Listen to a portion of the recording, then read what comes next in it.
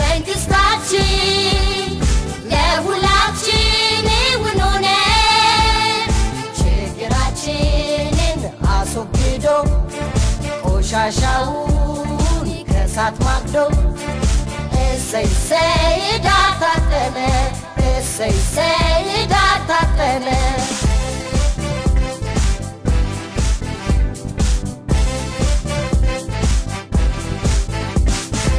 ልዩነታችን ጉራማይሌ የውበት ሚስጥር ነው ምሳሌ አንድነታችን የኃይል ምንጭ የህዳሴያችን አረጋጋች የህዳሴያችን አረጋጋች እኛም ካለሷ የሌለን እሷ በእኛ የምትለማ እኩል ልጆቼ የምትለኝ ሀገር አለች እኛ እማማ እኛም ካለሷ የሌለን እሷ በእኛ የምትለማ እኩል ልጆቼ የምትለኝ ሀገር አለች እኛ እማማ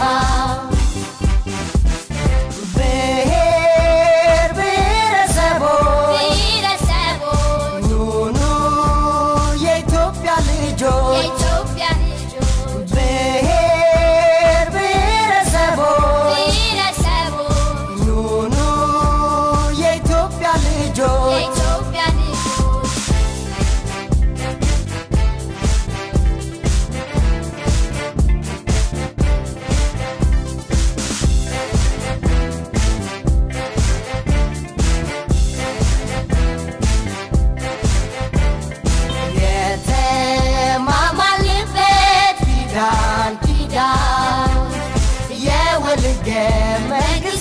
መንግስታችን ለሁላችን ይሁንነ ችግራችንን አስወግዶ አበለየ ኸኝ ኢልማን ኦሮሞዳ በገነከያን ዱፍተን ሲንጀና ወላላይ ሀኒ ሶማሌ እዩ ጉርጉረ በበጋን ለበትናደን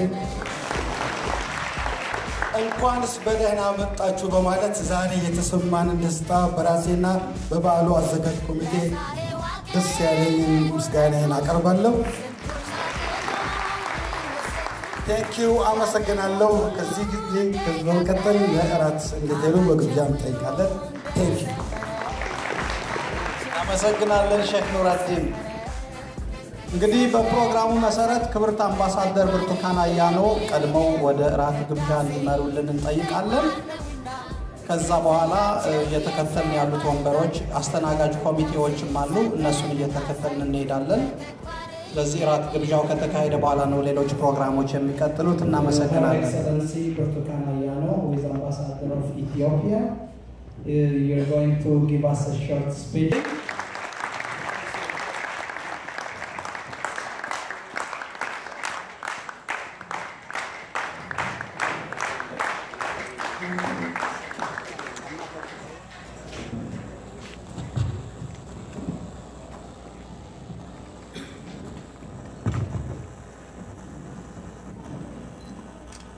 የተከበሩ ጆዳንኤል የፓርላማ አባል የተከበራችሁ በቶሮንቶና አካባቢ የምትኖሩ ኢትዮጵያውያንና ትውልደ ኢትዮጵያውያን የተከበራችሁ የዝግጅቱ ተሳታፊዎች ክቡራንና ክቡራት ከሁሉ አስቀድሜ ይህ 9ኛው የኢትዮጵያ ብሔር ብሔረሰቦችና ሕዝቦች ቀን እንዲሁም ሕገ መንግስታችን የጸደቀበት 20ኛው ዓመት በደመቀ ሁኔታ እንዲከበር ጊዜያችሁንና ጉልበታችሁን ሰውታችሁ እዚህ ለተገኛችሁ የዝግጅቱ አስተባባሪ ኮሚቴና ለመላው የዝግጅቱ ተሳታፊዎች በካናዳ የፌዴራል ኤምባሲና በራሴ ስም የተሰማኝን ልባዊ ደስታና ኩራት እየገለጹ ያለኝን ከፍ ያለ ምስጋና ለማቅረብ እወዳለሁ።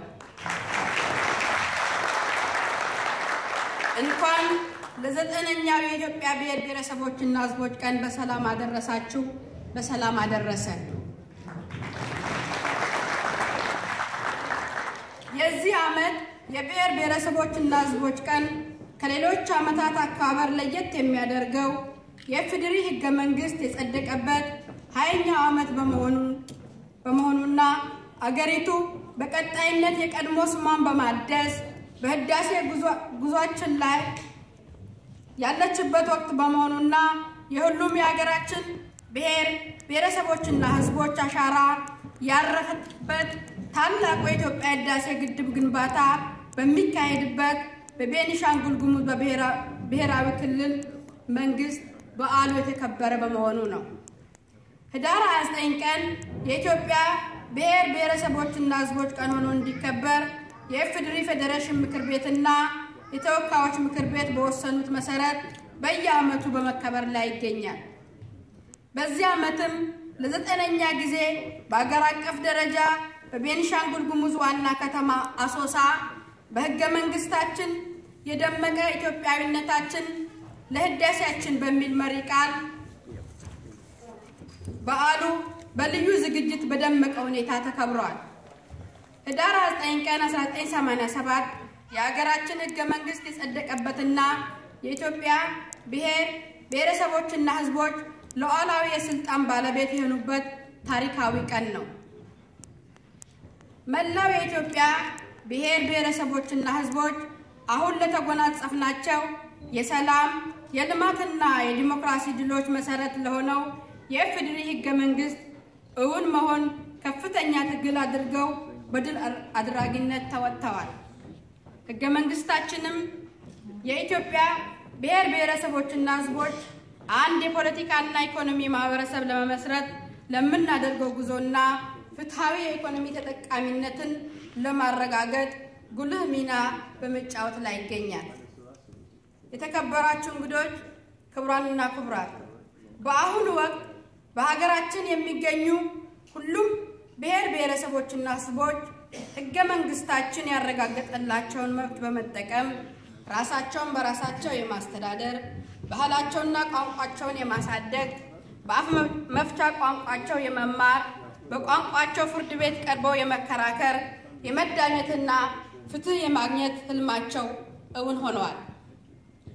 የብሔረሰቦችና ህዝቦች ቋንቋ ባህልና ታሪክ የህዝቦች መኩሪያና መከበሪያ የሀገራችን ውበትና የመልካም ገጽታ መገለጫ ወደ መሆን ተሸጋግሯል። እነዚህ ታሪካዊ ባህላዊና መንፈሳዊ የጋራ እሴቶቻችንን ለሀገራችን ተጨማሪ ክብርና ሞገስ ከማላበስ አልፈው ለህዳሴ ጉዟችን የበኩላቸውን ድርሻ በማበርከት ወደሚችሉበት ደረጃ ላይ ደርሰዋል። ከምንም በላይ ደግሞ የኢትዮጵያ ብሔረሰቦችና ህዝቦች ሀገራቸው ፖለቲካዊ፣ ኢኮኖሚያዊና ማህበራዊ ህይወት ተገልለውና ተረስተው በባይታዋርነት ለመኖር የተገደዱበት አድራዊ የሆነ ፍትህ አልባ ስርዓት ሙሉ በሙሉ ተቀይሮ ዜጎች በማንኛውም ሀገራዊ ጉዳይ ላይ እኩል ተሳታፊና ተጠቃሚ የመሆን እድል አግኝተዋል።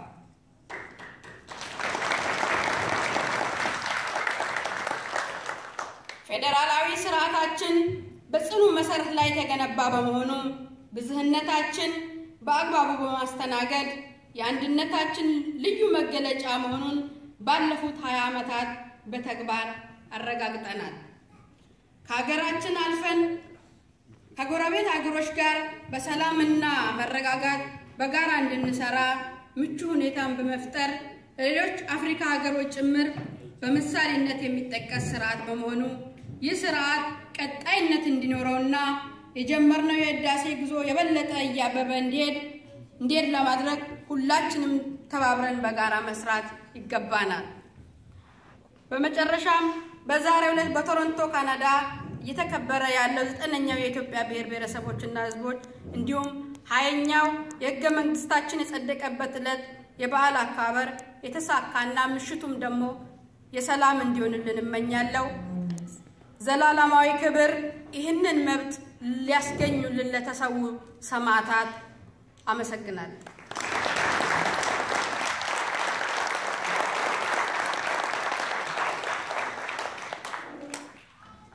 Good evening, Honorable Joe Daniel, Member of Parliament. I was actually born in Dar es Salaam, Tanzania, in Africa, so I had an African connection. I emigrated to, my family is originally from South India, but I emigrated to Canada in 1987. And for me, this is the greatest country in the world. You know, an immigrant like me with no major benefits or etc. has been able to successfully be elected into the Parliament of Canada in less than 25 years, in fact 20 years of being here. I'm the first person of South Indian origin to actually ever be elected in anywhere in the Western Hemisphere, in the Western countries. So for me, it's a pioneering exercise, and what I'm looking forward to is seeing the next MP from Ethiopia being elected. So it's very important that you engage in politics here. Engage in politics at all the levels. There are 3 levels. There's municipal level, there's provincial level, and federal level, because it affects your lives on a daily basis. We as a government have done some very interesting things for families, for all the people that are coming in. We do a lot of work with immigrants. The largest number of immigrants coming into Canada, coming into any Western country, is into Canada. Some 245,000 people come in every year. So that's quite a remarkable amount. Also another 15,000 plus of refugees are hosted here and brought into this country. So as a country, we're very generous from that aspect. And so, you know, it's great to see all of you. Some of you may have come from diverse backgrounds, but for sure, you know, you have played an important part in building Canada up with your skills, your businesses, everything else you're engaged in. But one of the important things is to maintain your culture, even though you're Canadians, to maintain your backgrounds, your dances, your artwork, and everything else. Because this generation, that's most of you here, okay, are Ethiopian Canadians. The next generation will be Canadian Ethiopians. And the generation after that will be totally Canadian. And if you don't instill some of the culture and background to all of that, in 2 or 3 generations' time, there won't be an Ethiopian culture here. So I'd encourage all of you to participate in making sure that your cultural background, etc., is preserved for generations to come. Because this is a great multicultural country, and as Her Excellency has said, okay, there are some 80 nations making up Ethiopia, with a huge number of languages, very similar to the original country that I come from, India, which has literally hundreds of languages and dialects, and I think close to 500 nations. And it's a democracy of 1.2 billion people. Okay, so Canada is a great country. It's a great country of opportunity. It's an opportunity for all of you. It's an opportunity for all of you to succeed in whatever you do. Us immigrants, and I put myself in that category, are the most mobile when it comes to jobs and things like that. Okay, so, you know, there are currently 150,000 trade jobs left empty in our developing economy in Saskatchewan, Manitoba, and Alberta. So if you're prepared to move, there are excellent jobs there. The oil sands are also a pride and joy of this country, and actually helps pay for a lot of the services that we have. I don't think there is any other country that can provide services in the medical field, etc. I've actually had a quintuple heart bypass operation here in Canada, which would have cost probably close to $500,000 in the US. But the most expensive thing for me was parking. Yeah? The rest of it was free. So we have the opportunity to have healthy lives, healthy existence here, and huge amounts of opportunity. And I encourage all of you to continue to do that, but don't do it in isolation. Okay? I'm just about to go off to a trip to India to promote trade between Canada and India. We have so few people that we can't build our economy just on the small numbers that we have, some 36 million people here. India has 1.2 billion people, and potentially the opportunity to do lots of business with them. And so we're doing trade with them. So I would encourage you to actually continue to make connections with your home countries. And as I said, the next generation will be Canadian Ethiopians. You are you are Ethiopian Canadians, and you still have roots back there that you can actually encourage and do. And for those young folks who are here, go back to Ethiopia and find out where your roots are, so that you don't forget that as you go on. So with that, I congratulate all the Ethiopians on this special day of nations, and also on the 20th anniversary of ratifying the Constitution and becoming a democracy and moving forward as a country, which is fantastic. I think Africa still has not reached its full potential, and partly because of all of you, because you've left there and come here and brought your skills here. But there is payback. We need to actually pay back into Africa.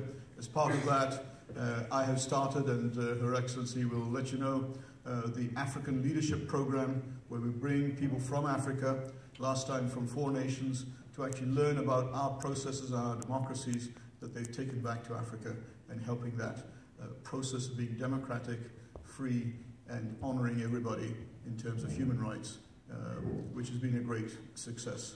And so with that, I thank you all very much. Merry Christmas. May 19th is maybe 2015.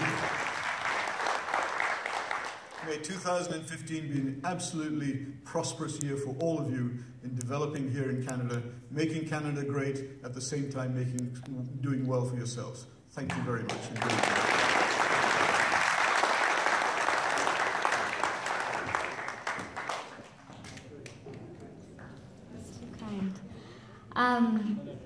Good evening, Your Excellency, Ambassador Bheresewoch, all the organizers of today's event. You guys deserve an amazing round of applause. You've done a wonderful job, as well as the Honorable Member of Parliament, Joe Daniel, and all of our distinguished guests here today. It is an absolute honor to be celebrating Ethiopia's Nations, Nationalities, and People's Day with all of you here today. Our promise to equality has always protected us, and we are celebrating this day together in honor of that promise. And it is that very promise that has opened up the doors to a brighter future so that we can be unified and we can add on now in the future to our detailed history. So when we celebrate, let us not just celebrate through our dancing and through our voices, but let us renew our promise that we made 20 years ago when we ratified our Constitution. And let us use this time to bring attention and focus to the commitment that we made so that everyone has equal and individual rights. As Ethiopians, as we all know, we are strongly committed to building a national community founded on the rule of equality, justice, and we are capable of ensuring lasting peace. We exhibit traditional values. It is an important part of our culture to be welcoming and respectful and kind. And we pride ourselves on a culture of hospitality and taking care of one another. Our people are our strength and our power, and now we are being recognized globally as the epicenter of cultural activity. And today is the day that we recognize that, and we recognize how much opportunity we have to invest in our people, to invest in one another. Ethiopia is a country of heroes, from our marathon runners, Abebe Bikila, who represented not just Ethiopia, but all of Africa, to Meseret Dafar, to Murud Sifter. Ethiopia is known not just for our excellence globally in sports, but also for our peacekeeping missions.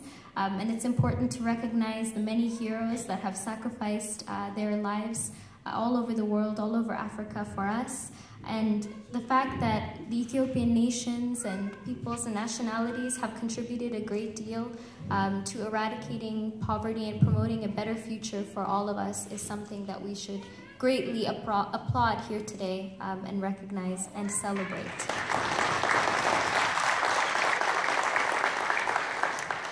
I can personally say, and many of you know, that I have been in love with Ethiopia since I was very, very young. I have been blessed to travel to Arsi, to Benishangul, where our celebration is being celebrated here today. I've been to the southern part of Ethiopia, to Gondar, to Lalibela, to Debre Marcos, and I can truly speak to this and be a testament to the idea that we are truly diverse and special in every single way and unique. I have been able to participate many times in the Ashenda Festival that empowers and supports girls like myself and celebrates them. And when I look at Ethiopia today, I am not only proud of the accomplishments and achievements that we have made thus far, but the amount of work and the amount of investment that we have in our future. And this tangible progress that we have made over the past 20 years indicates that we have the power and the potential to continue and to be better. Everywhere I go around the world, I am surprised by the amount of people that speak about the greatness of our country and the progress that we have made in development and our commitment to excellence in every single sector.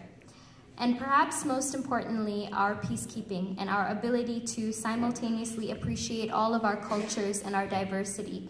So on today's Nations and Nationalities and Peoples Day, let us be thankful for our collective agreement that every individual is afforded equal opportunities and equal rights in our country, and that we can celebrate one another and empower one another. Thank you so much. And God bless you all. Thank you.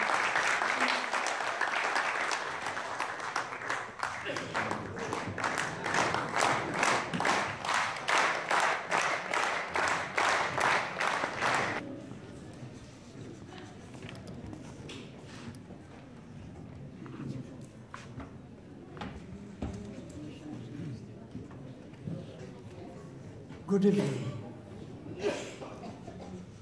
It's a great pleasure for me and for my region, Somali region, to represent all Ethiopian community at this time.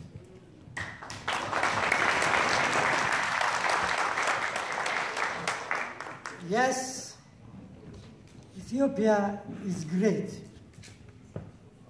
And it was great. But always we were going down. We were going down.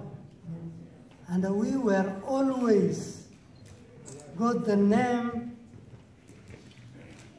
poverty, famine, and war. Fortunately, the last 20 years, we raised up.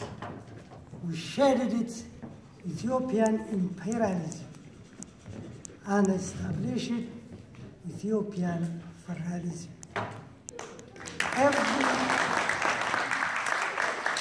Every nation and nationality was recognized by the Constitution.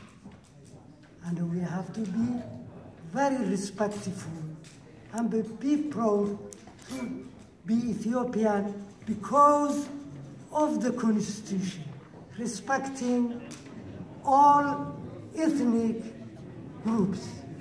So it's a blessing, and to remember that Ethiopia, we were called what? Ethiopian Imperial, and we had a flag.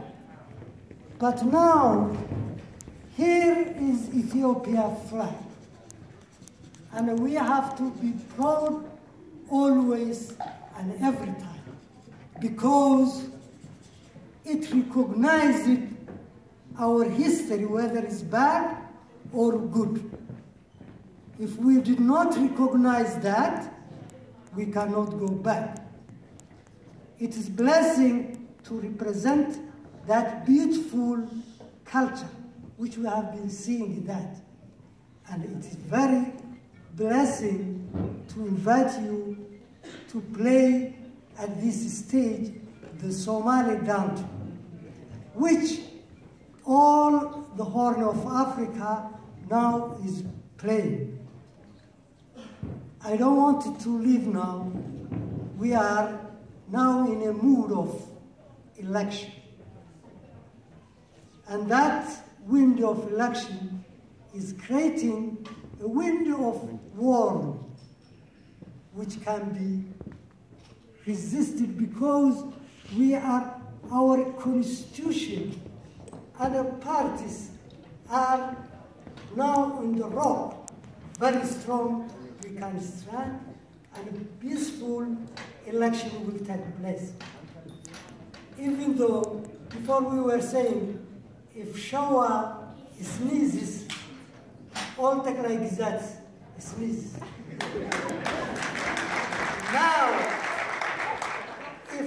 EPRDF sneezes, all other 5 corner regions will sneeze. Will cough, rather let me say it will cough, because the other 5 regions are not a member of the EPRDF. So we hope that EPRDF will show, as always it shows, a democracy way and a prosper and peace way election. Thank you very much.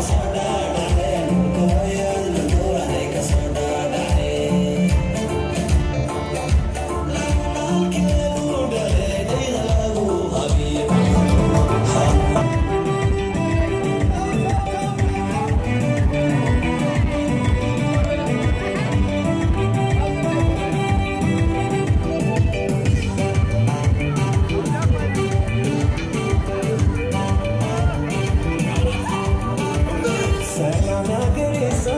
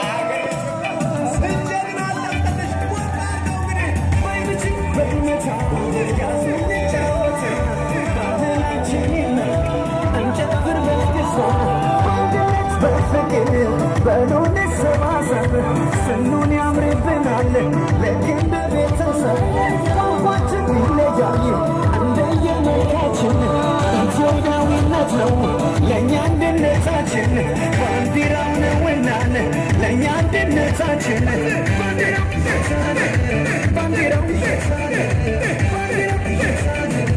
ባንዲራው አይምችን በመታ ያዙን ልጫወታ ባንናችን ይድነቅ እንጨፍር በስክስታ እንደት በሸማ እስኪ ልድረቅበት ባንዲራውን ይዤ ኩራት ላሳይበት ባንዲራውን ይዤ ኩራት